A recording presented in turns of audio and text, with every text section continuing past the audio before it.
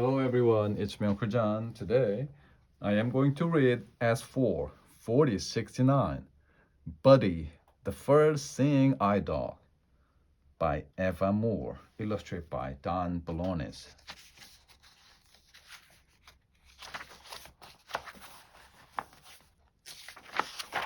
Chapter 1 Gala and Kit. Two dogs were playing in the spring sunshine. They were frisky young German shepherds. They lived in a place called Fortunate Fields. It was in the mountain known as the Swiss Alps.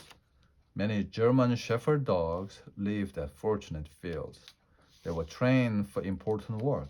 Some became police dogs. Some learned to deliver messages. Some were taught to find people who were lost. A woman came walking up the hill. Gala, kiss, she called. Dogs raced over to the woman. She was their owner, Dorothy Eustace. Dorothy was an American, but she had come to live and work in the Swiss Alps. She raised and trained the dogs at Fortunate Fields. The Gala and Kiss were almost old enough to begin their training, but they would not become police dogs or rescue dogs. They wouldn't be like any other dogs born at Fortunate Fields. Something new was about to happen. Chapter 2 Dog Guys. Over the years, Dorothy Eustace had come to admire German Shepherd dogs above all other breeds. They were smart and loyal. They could be trained to help people in many ways. Dorothy had even seen pictures of a Shepherd dog in Germany leading its blind master safely across a busy city street. At first, Dorothy thought the pictures must have been faked. For hundreds of years, blind people had depended on dogs to be their ears. But how could a dog, even a smart one, be trained to act as a blind person's eyes? Then Dorothy found out that there really was a school in Germany where shepherd dogs were trained as guides for soldiers blinded in battle. Dorothy had to see this for herself. In the summer of 1927, she went to visit the school in Germany. There she followed a blind man and his dog as they took a walk along the wide city street. The dog had a special harness with a long, stiff handle. As the man held onto the handle, the dog steered him around lamp posts, baby carriages, and other people in the street. They walked along so fast that Dorothy had a hard time keeping up. When Dorothy got back to Fortunate Fields, she could not stop thinking about what she had seen in Germany. If only every blind person could have a dog like the ones she had seen. Blind people would no longer need to depend on others to get around. They could go to and from work on their own, and not be afraid of crowds or traffic. Best of all, they would never again have to face the darkness alone. Chapter 3 Something New at Fortunate Fields. It was a new year at Fortunate Fields, and for the dog named Kiss, it was the beginning of a new life. She and her playmate Gala were being trained for work as dog guides. Dorothy had sent one of her best trainers, Jack Humphrey, to the school in Germany. When Jack returned, he knew how to teach a blind person to work with a dog. Kith was a good pupil. She quickly learned the most important rule, to obey. She learned to understand simple commands. Sit, come, right, left, forward. She learned to sit when she came to a curb so that her master could feel the edge and step down safely. She learned to walk around objects lying in the street, and she learned to make a wide path round low tree branches and other dangers above the ground too. She learned to bark if someone came too close. Now Kiss was ready to start work. She had been chosen to be Fortunate Fields' very first dog guide. One day, Jack led Kiss into the large living room. A tall young man was waiting there. "Here's your dog," Jack said to the man. The man held out a piece of meat. Kiss's cool, wet nose touched the man's hand as she gobbled up the treat. The man was Maurice Frank. Maurice was blind. He had come all the way from America for a dog guide. "What does she look like?" Maurice asked Jack. "She has a dark gray coat with a creamy patch under her chin." Jack told him her name is Kiss. Maurice moved his hands over the dog's body, felt the strong shoulders and back. He patted her head, then got down on one knee and put his arm around her. "Kiss," he said. "That's a terrible name for a dog. I'm going to call you Buddy." From then on, no one ever called her Kiss again. Chapter 4 Lessons. Jack had spent many weeks training Buddy. Now Buddy would have to learn to obey a new master. The lessons began the next day. Jack handed Buddy's harness to Maurice. Maurice ran his fingers over the long U-shaped handle. "That handle is the key to everything," Jack said. "When you hold the handle, you will be able to feel when Buddy slows down or changes direction." At first, the harness felt strange to Maurice.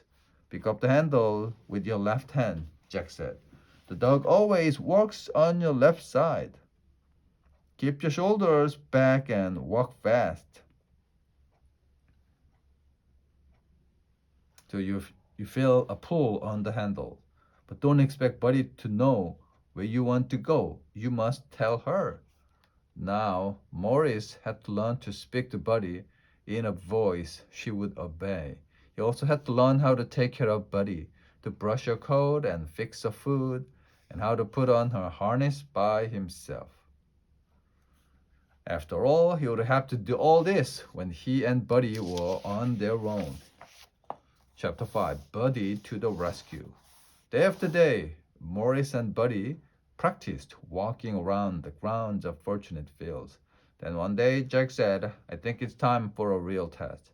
Are you ready to go into the village?" Maurice had been waiting for this day. "Let's go," he said. He took hold of the handle of Buddy's harness and gave the command he had practiced many times. "Forward!" Buddy and Maurice marched down the hill to the gate. When they got there, Buddy stopped.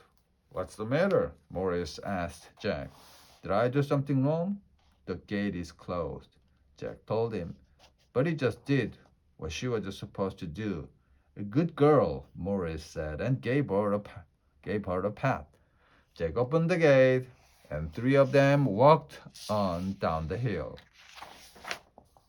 Every day after that, they walked from Fortunate Fields to the cable car that ran down the mountainside into the village of Vivi. In town, they walked along the twisting streets, with Maurice giving directions and Buddy leading him safely through the traffic. Maurice was getting used to the feel of Buddy at the end of the handle, but sometimes he didn't pay attention to the signals she gave him.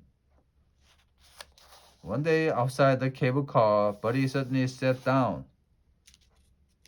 But Maurice didn't stop. He came crashing down onto some steps. Maurice was angry with Jack for not telling him about the step. I'm sorry if you hurt yourself, Maurice," Jack said. "But you must learn to pay attention to Buddy at all times.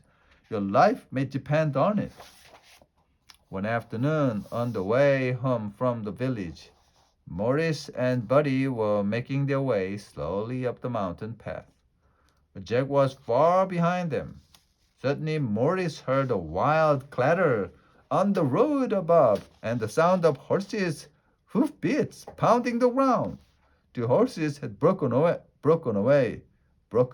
from the wagon and were running straight toward Maurice. Buddy tugged with all her might as Maurice gripped the harness handle.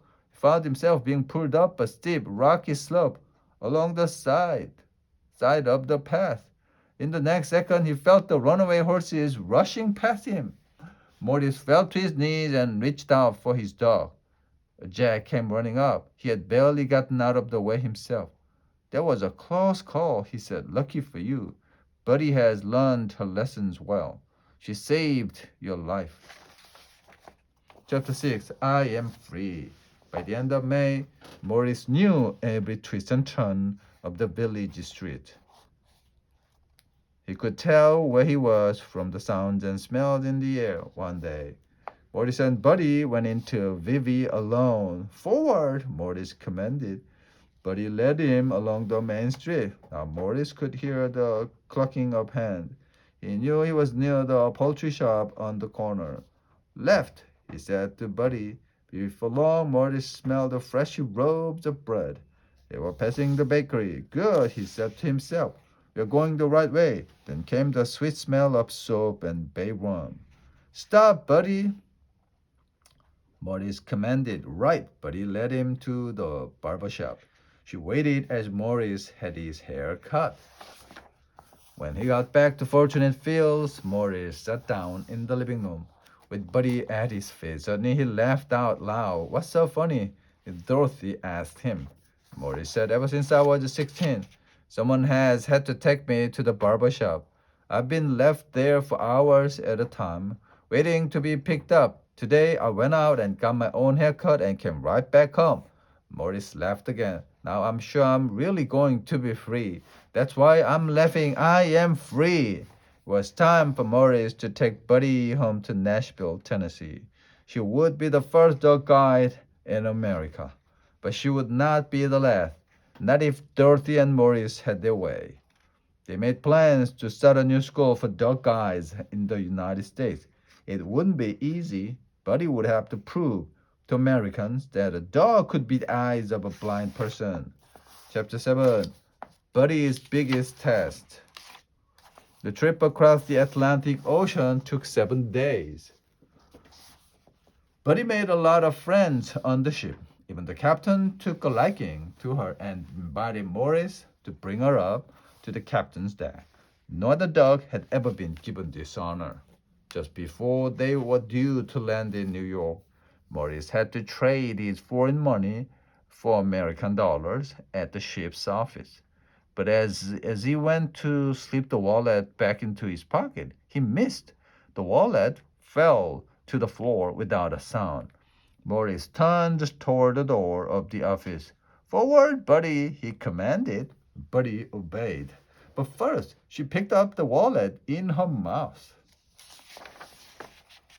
It was a long walk from the office to Morris's cabin. Buddy held on to the wallet as they went up and down stairs and along the narrow hallways. Morris was tired. When he got to the cabin, he lay down on the bed, but Buddy kept tapping his arm with her paw. Stop it, Buddy, he said. Let me rest. And Morris felt Buddy put her forefeet on the bed. Something fell onto his chest. My wallet, he said. I must have dropped it. But you knew it was important. He gave Buddy a big hug. Good girl, you meant more to me than any amount of money. Buddy's biggest test came right after the ship docked in New York. As usual, there were newspaper reporters at the dock looking for good stories to print in their papers. When they heard about Buddy, they crowded around Morris. They asked him all kinds of questions. Morris told them about Buddy and the school for blind people that he planned to start. It would be called the Seeing Eye. Some of the reporters didn't believe it was possible for a dog to lead a blind person. If your dog is so good, one reporter said, why don't you show us? I dare you to cross West Street. It's the street right here in front of you. Okay, said Morris. Morris had no idea how dangerous West Street was. It was very wide, more than twice as wide as any street in the village of Vivi, and it was busy with traffic going in 2 directions. But Morris was eager to show off his wonderful dog. He gave the command, forward, Buddy. All was quiet when Buddy stepped off the curb and started across. Then West Street suddenly sprang to life. Cars and trucks came speeding toward them. Buddy pulled back on the harness and Morris stopped. He felt a whoosh of hot air as the truck zoomed by. right in front of them, but there was no turning back. Buddy started forward again. To Morris, it was like walking into a wall of sound. Horns ponged, brakes screeched, drivers yelled. Buddy stopped and stepped forward so many times that Morris lost all sense of where he was. It seemed like the longest walk he and Buddy had ever taken. At last, Morris felt the curve and stepped up onto the sidewalk. His heart was pounding hard as he leaned over to give Buddy a pat. Good girl, he said. Good girl. She sure is, someone said. It was a reporter. I had to take a taxi to get here myself, he told Morris. And some of the other guys who tried to cross with you didn't even make it. They're still back on the other side of the street. Morris and Buddy spent a few days in New York. Reporters and photographers followed them on their walks. On his trip down to Nashville, Morris stopped in two other cities, Philadelphia and Cincinnati. Everywhere they went, people stared at the proud young blind man and his wonderful dog guide. Chapter 8. The Seeing Eye. Back in Nashville, Morris's life was much different now. With Buddy, he could go anywhere in the city on his own. He liked to be with his friends, but he was glad that he no longer had to depend on anyone else to help him get around. He made his living by selling insurance from door to door. Now that he had Buddy, his business was better than ever before. Stories about Morris and Buddy were printed in newspapers around the country. Morris began to get letters from other blind people. They wanted to know about the Seeing Eye. When was it going to open? How many students would there be? Back at Fortunate Field, Dorothy and Jack were training more German shepherds as dog guides. Buddy's playmate Gala was already prepared. Jack brought her and another dog, Tata, to Nashville in December. Dorothy came in January to help raise money for the school. Finally, they were ready. The first two students began their lessons in February 1929. The classes got bigger each month. More dog guides were trained so that more students could enter the school. Blind men and women walked in feeling hopeless and alone. 3 weeks later, they walked out with their seeing eyes, proud and ready to enjoy life on their own. After 2 years, the seeing eye was still growing. But the summers in Nashville were very hot. Dorothy, Jack, and Morris decided to go north. In the fall of 1931, Morris and Buddy moved to New Jersey. The new school was to open near Morristown at the end of the year. Chapter 9, Buddy the Pioneer. In October of 1936, Buddy turned 10 years old. That morning there was a party at the school. Everyone sang happy birthday to you as the birthday cake was brought in. The cake was made of tasty meat and crunch dog biscuits with 10 candles made of butter. Buddy ate the candles first. She loved butter. Later, Morris and Buddy met with newspaper reporter. Flash bulbs popped as the photographers took pictures of the birthday girl. Morris liked all the attention. He was always glad to have a chance to tell others about his special lady, his best friend, his Buddy. The next year, the newspapers had more news about Buddy. News that made all her friends sad. Buddy had become sick. She had to have an operation, but the operation did not cure her. A few months later, in the spring of 1938, Buddy died. It was hard for Morris to say goodbye to his dear companion. He thought of all the years they had been together. He thought of all the times he had put on her harness and commanded, Buddy, forward. On the day of Buddy's funeral, Morris put on her harness for the last time. He wanted her to be buried with it because, he said, it was the way she was always happiest. After Buddy died, Morris Frank got another seeing eye dog. He named her Buddy too. Morris had 4 more dogs after that. He named them all Buddy. He loved all his dogs, but the first Buddy would always be special. She was a true pioneer, like the pioneers who settled the wilderness. Morris and Buddy had opened the door to a new way of life. They had made life easier for blind Americans who came after them. Today, The Seeing Eye in Morristown, New Jersey matches about 300 blind people with its specially trained dogs every year. About half the dogs are German Shepherds and half are Labrador Retrievers and other breeds. If you would like a comic book that tells about the Seeing Eye program, write to the following address. There is a photo of Maurice Frank and Buddy. The end.